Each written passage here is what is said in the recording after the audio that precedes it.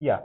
So I have started the recording, and we will be continuing from the last class where we have studied about semiconductors and how uh, how the semiconductors can actually carry some current, like how it behaves. The physics of the semiconductors we have discussed. So I will share the content uh, and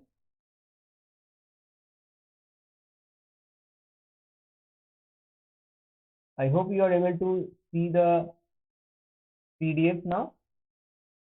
So before going ahead, just some revision. So what covered, we have covered the intrinsic and extrinsic semiconductors. What are intrinsic semiconductor? The pure semiconductor crystal. Normally we are talking of silicon. So the pure silicon crystal is the intrinsic semiconductor. How it is able to carry some current? It is carrying a very minimal current, so it is behaving almost as a insulator.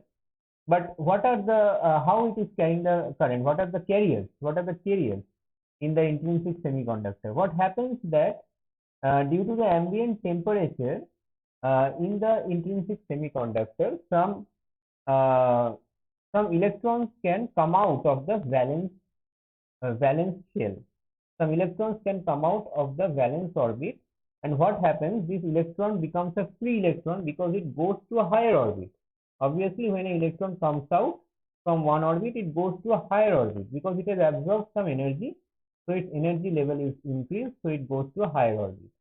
So in that higher orbit, it experiences very little attraction to the core of the atom, and that's why it is a free electron. You can treat it as a free electron. However, in the semiconductor, this creation of a free electron gives rise to a hole in the valence shell. Gives rise to a hole in the valence shell. So there is equal number of free electrons and holes in an intrinsic semiconductor.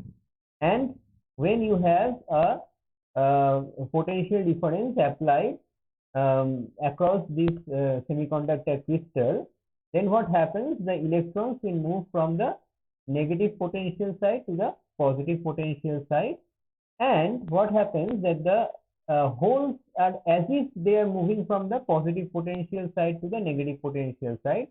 However, the holes are not physically moving. What happens is that a neighborhood electron dislodges itself and comes and fills the hole. So from the position where it dislodges, a new hole appears there. So in this way, it seems as if the original hole has moved from its position to the new position.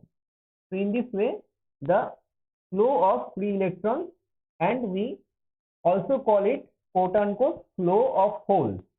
So flow of free electrons and flow of holes happens, and there is a net current, which is very small current, but no doubt there is a very minimal current that is passing through this intrinsic semiconductor, and they are behaving almost like an insulator.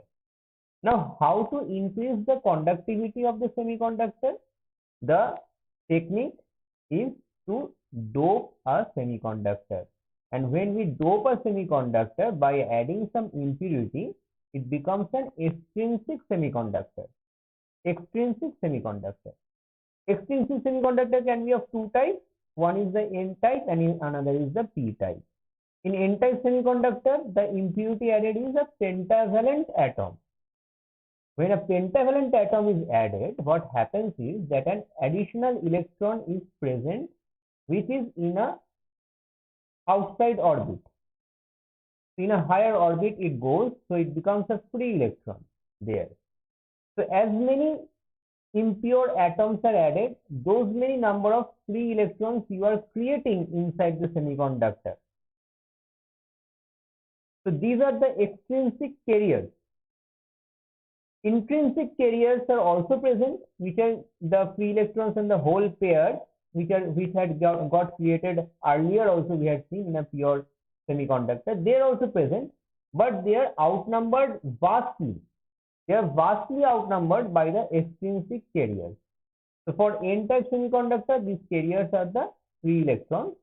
For P-type semiconductor, the extrinsic carriers are the holes, and these holes are created because in P-type semiconductor, trivalent impurities are added. So what happens in the valence shell? There are only 7 electrons, so a hole is there available for one electron to come and combine there. So that hole is made in the P-type semiconductor. So what happens now when a potential bias is applied across the extrinsic semiconductor? The number of carriers are quite large, hence the current is also more in a extrinsic semiconductor. But the current behavior of the voltage is linear in this case also. So because when you apply the voltage, the electrons move from one end to another in the same manner as it moves in a normal conductor. So the behavior is the same. So there is a resistance, and the resistance can be calculated by the ratio V and I. V by I is the resistance. So it is a linear behavior. However, we are trying to talk about some special behavior, and that special behavior arises only when we have something called a diode. So previously, step by step, you try to understand what we have learned. We have learned about the semiconductor, physics of the semiconductor.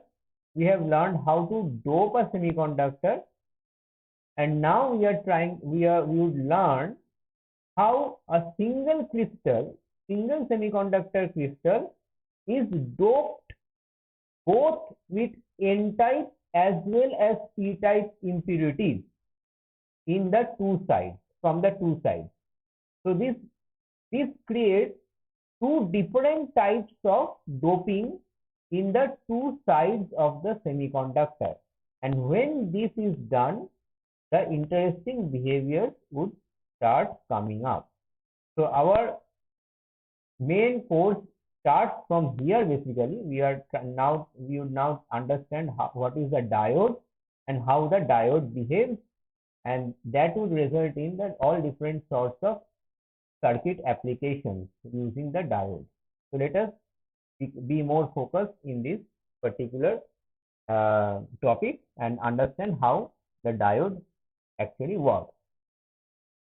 So when one side is N-type and another side is P-type, there is a border between the N-type and the P-type semiconductors. So this border is called a p-n junction. This border is called a p-n junction. So this junction, the behavior in this junction is the thing which gives rise to all sorts of new phenomenon in this circuit element, which is called a diode. So you first try to understand what the unbiased diode is. Unbiased diode means there is no potential bias applied from outside to the diode. So it is simply one side P and another side N. So there is a p-n junction in the diode. And what happens in that p-n junction?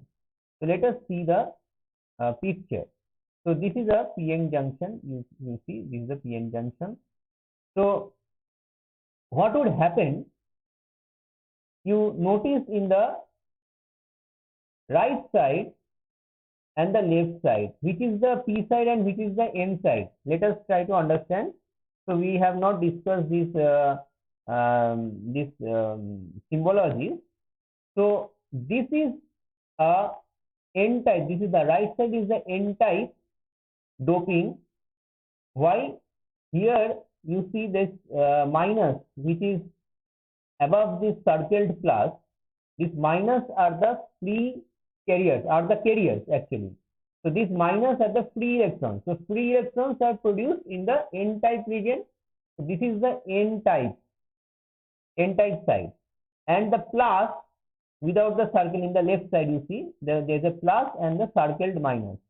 So the plus is the hole that is created by the p-type impurity. So the left side is the p-type side, and the right side is the n-type side. What is the circled plus and the circled minus? So when this free electron is created, so if you suppose this electron separate from the rest of the atom, then you can imagine that the atom is a positive ion, and that is fixed at that place. That positive ion is fixed at that place. However, when there is no movement of free electrons, this positive ion and the free electron comes together as an entity, and there the total charge is 0. However, if you consider the carrier separate from the actual atom, then the atom is fixed at that position and it becomes an ion. So when the carrier is a free electron, the ion is a positive ion. Similarly, when the carrier is a hole, the ion is a negative ion. So in this way, you can understand the n-type side and the p-type side. Now what happens? These two are joined. There is a boundary between the n-type and the p-type. Now what happens is that due to repulsion between the free electrons, some free electrons will flow across this junction. Some free electrons will flow across this junction, as I am indicating with the arrow movement, and this electron will combine with the hole. This free electron will combine with the hole in the p-type side, in the p side. From the n side, some free electrons will travel across the p-n junction and combine with the hole in the p side. So what happens? There becomes a region which becomes emptied of the carriers. This region becomes emptied of the carriers because there is a combination between free electrons and holes, which are the carriers.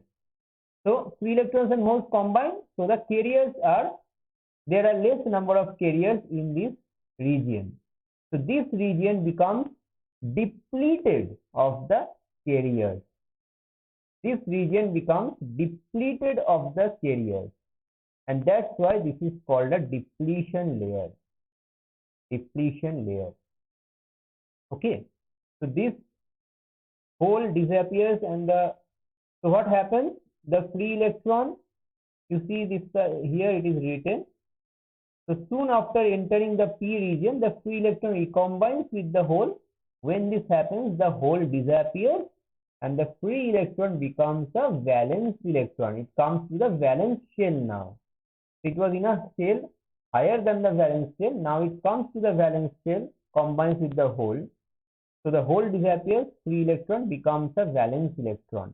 So both the free electron and the hole is not there anymore. So the region becomes devoid of carriers, and hence it is called a depletion layer. There is a picture you see. So in this picture, you can see that the depletion layer is forming. The depletion layer is forming. So when the depletion layer forms, the next phenomenon comes into picture. What is the next phenomenon? The phenomenon is called the barrier potential.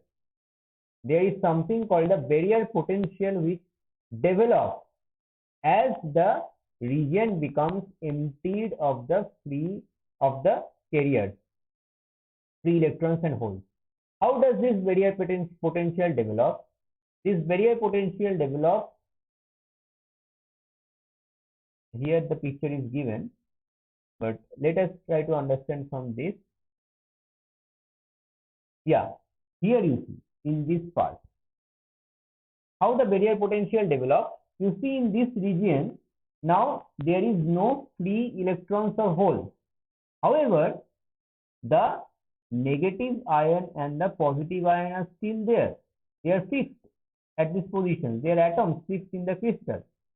So what happens? A dipole is created. You see, a dipole is created with this positive ion and the negative ion.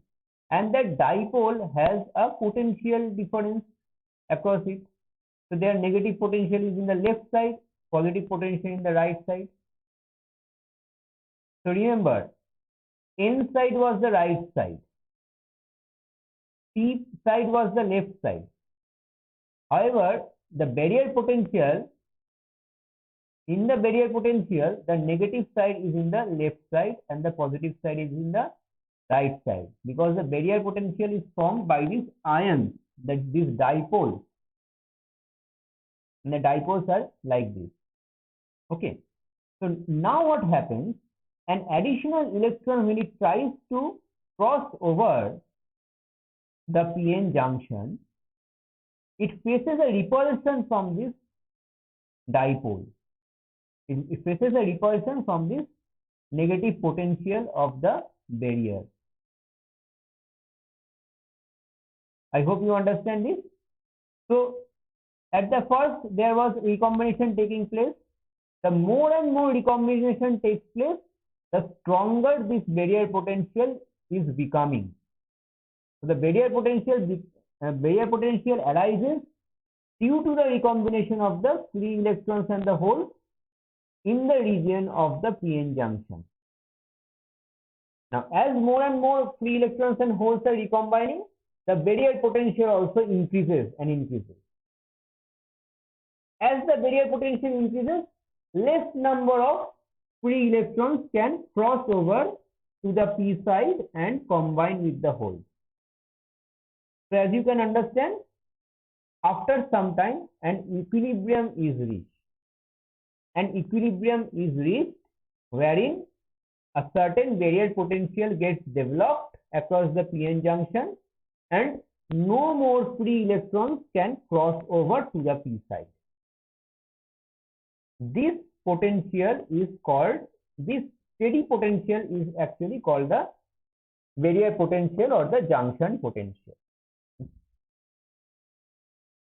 So this is the concept of barrier potential, and for different crystals this barrier potential is fixed. You see here it is mentioned at, you have to remember this potential also. So please pay attention to this. What is the barrier potential at 25 degrees centigrade? It is room temperature. So at room temperature, at lab temperature, the barrier potential is approximately 0.3 volts for germanium diode and 0.7 volts for silicon diode. 0.3 volts for germanium, 0.7 volts for silicon diode. You will remember these values 0.3 volt and 0.7 volt throughout your course, and you will remember it probably for lifetime also, because they are very easy numbers, so it is very easy to remember. So if nothing is mentioned, then the diode is of silicon diode and its barrier potential is 0.7 volt. So we have come to this point where we have understood a new phenomenon wherein we have joined a p-type and an n-type semiconductor. It's basically, we are calling it joint, but basically it is a doping. One side is doped p side, another side is doped n side at the same time, and a total p-n crystal comes out. Okay, when it solidifies, the crystal solidifies, one side is p side, one side is n side. Now at the junction there is a combination of free electrons and holes. Due to this combination, dipoles are generated and ultimately at equilibrium a barrier potential is formed. So when the barrier potential is formed, no more electrons are able to cross from the n side to the p side, because they are facing a repelling energy. They are facing a repulsion from the barrier potential, so they are no more able to cross over. So now comes the question of whether we would be able to make these free electrons cross this barrier potential or not. So we are students of physics, we know that if the electron is provided sufficient energy, then it will be able to cross over the barrier potential, cross the p-n junction and move to the other side. How to provide this additional energy? The best way we have with us is to provide a bias, provide a potential bias, provide a voltage source across the diode. So when we provide a voltage source across the diode in a suitable way, we would be able to provide the electrons with sufficient energy that it crosses the barrier potential and moves to the other side. This is called the forward biasing of the diode. Forward biasing of the diode. What is forward biasing? In the forward bias, the negative source terminal is connected to the N-type material. Very easy to remember. Negative terminal of the voltage source, negative terminal of the battery is to be connected to the N-type, N side. Positive terminal to be connected to the P side. So negative terminal connected to the N side, positive terminal connected to the P side. What happens is this. So here in this side, a negative in the right side of this diode, and a negative potential is developed, and in the right side a positive potential is developed. So this negative potential will force these electrons to move to the left. They will cause a force to move the electrons, the free electrons, from right to left. And this positive charge here will accept the electrons, will pull the electrons, you can say, or you can say that will accept the electrons moving from right to left, and they will flow outside the semiconductor and into the battery energy. Okay, this will happen for the forward bias. So let us see, a circuit is there drawn here. You see, this is the forward bias. Why this resistance is there? This resistance is kept to limit the current in the circuit, because as soon as the forward bias is applied, all these electrons will try to flow in this side and the complete circuit is made. So what is the current experienced by the diode will be too high for it to withstand.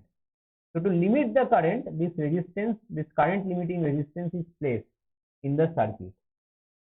This is something important you should note. You should never connect a diode directly with a voltage source. There should always be a current limiting resistance connected with it. Otherwise, the diode will burn out because of high passage of current through the diode. Okay. So let us go into the forward bias. So what do you think? As soon as this forward bias is applied, will the electrons move from the right side to the left side? No, because they have to gain sufficient energy to pass from this side to this side. And what is the level of energy to be gained? The level of energy is 0.7 volts, which is the barrier potential. So when this voltage, outside voltage, has not reached 0.7 volts, there will be no movement of electrons from this side to this side. When this is more than 0.7 volts, there will be some current will start flowing now. Now the current will start flowing when it is more than 0.7 volts. So here the nonlinear nature first comes into picture. Someone trying to say something? Yeah.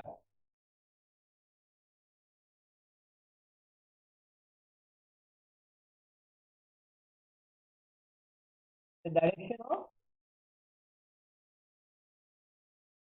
of barrier potential.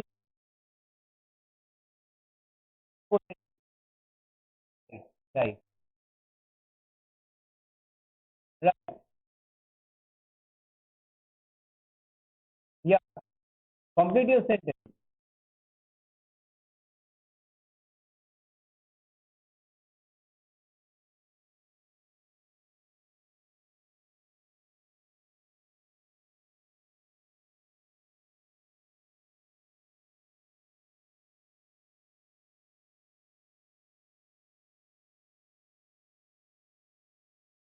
No, let us see what happens here. So you can mute yourself. So here you see that this electron is facing a repulsion force in this side, right? Now, because the negative potential is in this side, so the barrier potential, when it is there is a potential difference here, minus and plus. So when it is trying to cross from this side to this side, it is getting repelled by this left side. So what is the level of repulsion? It is 0.7 volt.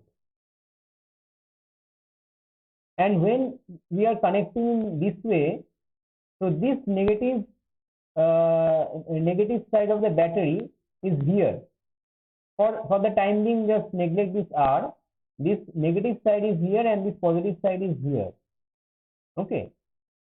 And so from this side there is a push to this free electron.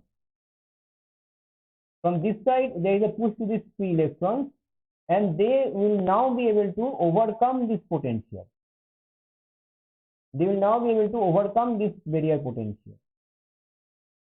So in total, actually, after this 0.7, after V crosses 0.7 volt, then some current will be, then some flow of electrons will happen within this crystal. Okay, so this is inside the crystal. This potential is inside the crystal, not outside the crystal. So when this flow is happening in this direction, so the current is actually flowing from this direction to this direction. We are right now concerned about the flow of free electrons, because that is what actually happens. Free electrons are moving from this direction to this direction. And this is happening because there is a push from the right side, because of the forward bias of the semiconductor, forward bias of the diode.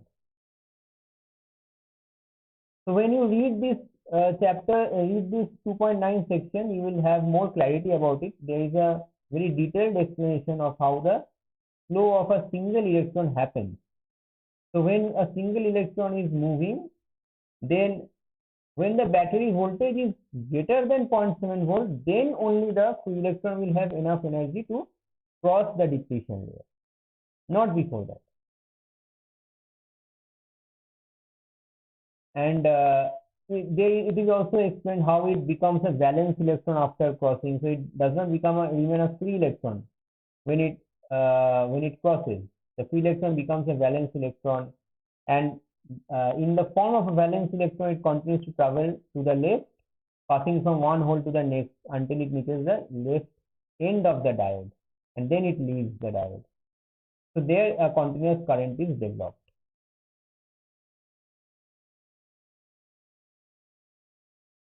When it is like this, when it is reverse bias, so there is another possibility of reverse biasing the diode. So forward bias we have seen. The other possibility is to reverse bias the diode. When it is reverse bias, what happens? This positive side is in here, so it is pulling the free electrons further away from the junction, and this negative side is pulling the holes further away from the junction. So what happens? The depletion layer widens and the barrier potential also increases. The depletion layer widens. So there is no possibility that the majority carriers, the extrinsic carriers are the majority carriers. The majority carriers are able to flow from this side to that side. So the majority free electrons are not able to flow from the N side to the P side when it is reverse bias.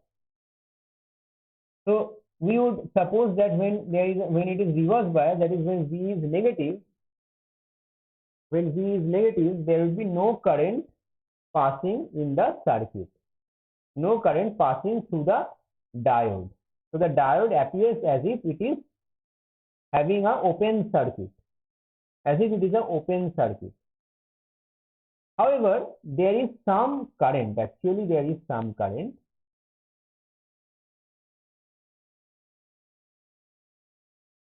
which are the minority carrier current and the surface leakage current. What are these two currents?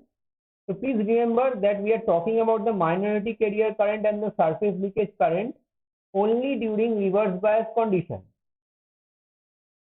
These currents are also present during the forward bias condition. When you read what these currents are, you would definitely agree that definitely understand that these currents are also present during the forward bias condition. However, during the forward bias condition, the majority carrier current is so high that these does not come into comparison even with the majority carrier current.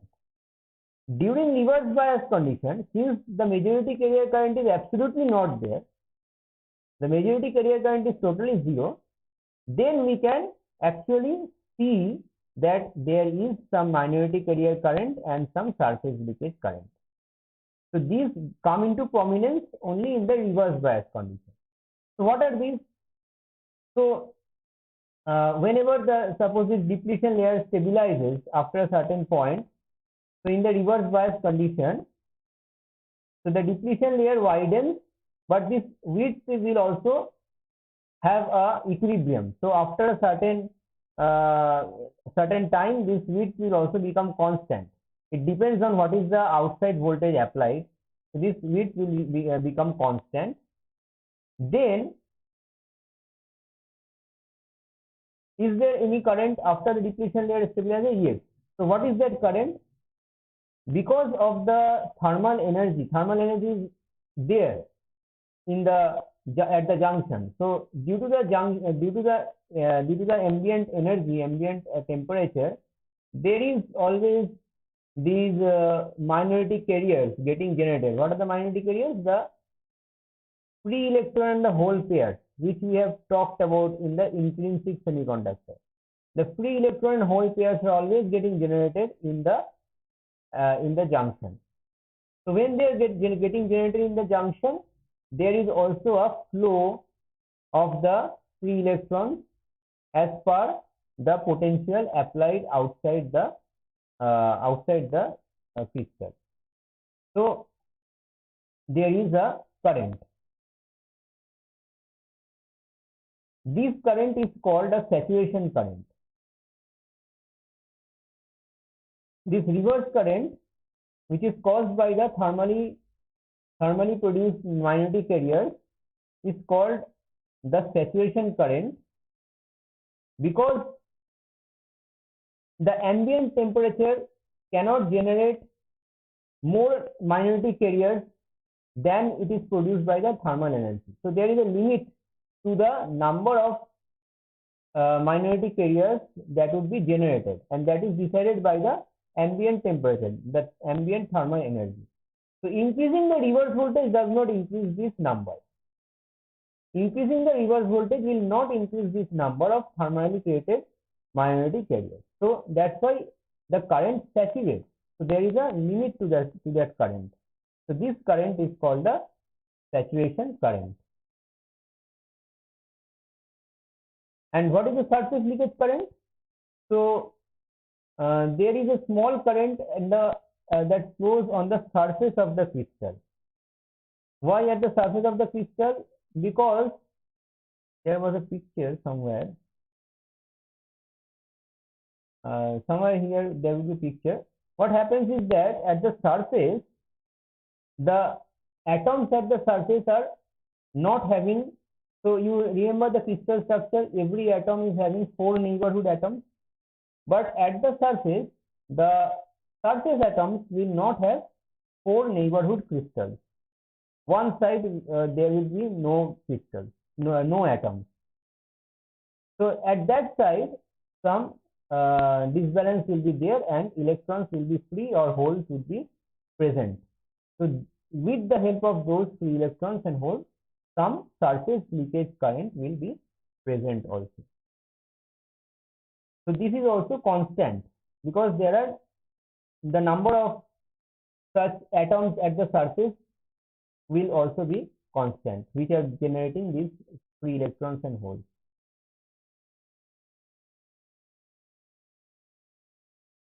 But by and large, what we can say that the current is approximately zero in a reverse bias silicon diode, because this current, the surface leakage current and the saturation current, is very small. It is in the range of nanoamperes. It is in the range of nanoamperes, so it is very small. So for all practical purposes, we can say that it is zero in a reverse bias silicon diode.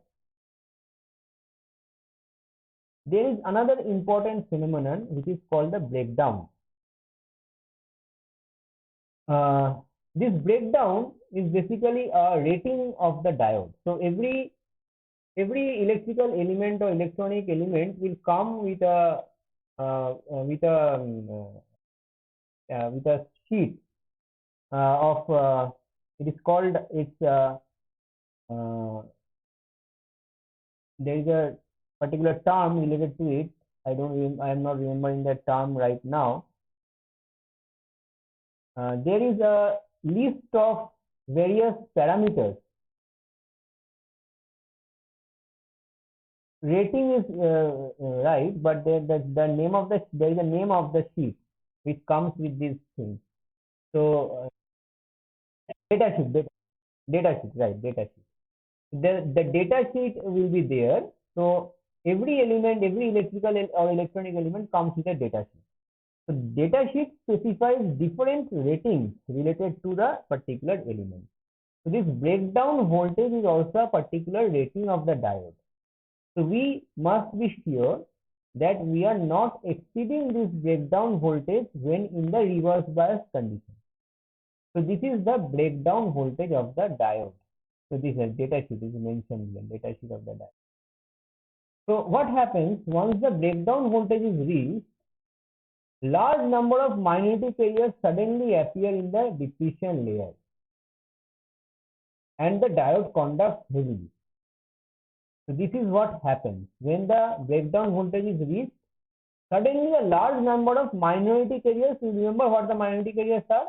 The free electron and the holes which are formed in pairs. Okay, in the intrinsic semiconductor, those are the minority carriers. Suddenly, these minority carriers become very high in number. So they are no more minority, but we are calling them minority. You can call them intrinsic carriers maybe. A large number of intrinsic carriers suddenly appear in the depletion layer. Okay, and when they suddenly appear, obviously because of the bias, there will be a current, and the current will be very high, and that will destroy the diode. But from where does this carrier come from? They are produced by the avalanche effect. What is the avalanche effect? What happens is that due to this high, at very initially, there is a very small reverse minority carrier current, but when the reverse voltage is increased, this minority carrier gets a high energy with which it is able to move very rapidly, move very quickly. So its velocity of the minority carrier becomes very high, and the minority carrier collides with other atoms of the crystal, and if it has sufficiently high energy, it can knock off valence electrons from the other atoms. And when the other valence electrons are knocked off, then the number of free electrons gets increased. So these valence electrons knocking off means a free electron getting created as well as a hole getting created. Okay, so from one, two electrons are getting created, and these two electrons again move very rapidly and strike off another two electrons. So from 2 it becomes 4, then 4 from 4 it becomes 8, like that. In an avalanche effect, the number of minority carriers, the number of intrinsic carriers becomes suddenly very huge when this particular breakdown voltage is increased.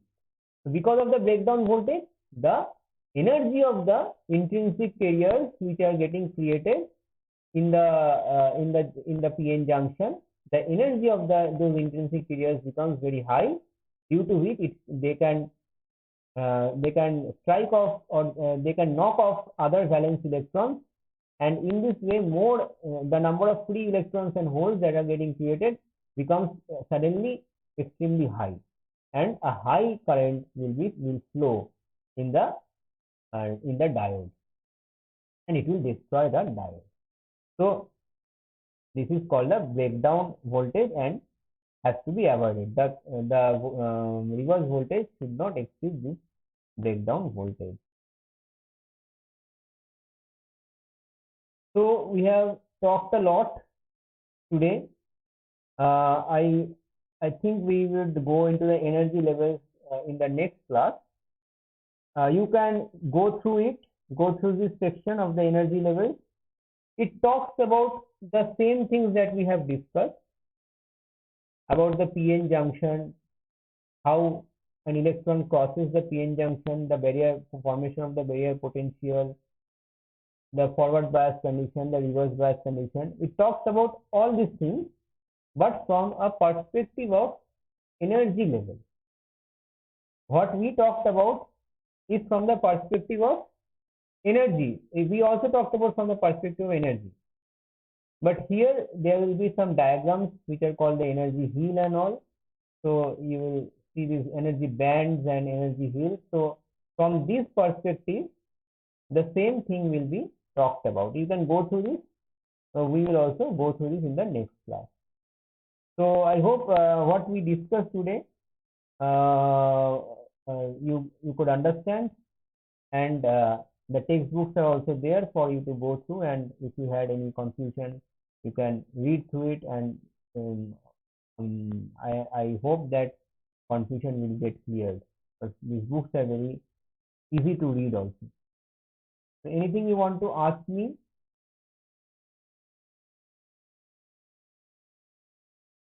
regarding the lecture today?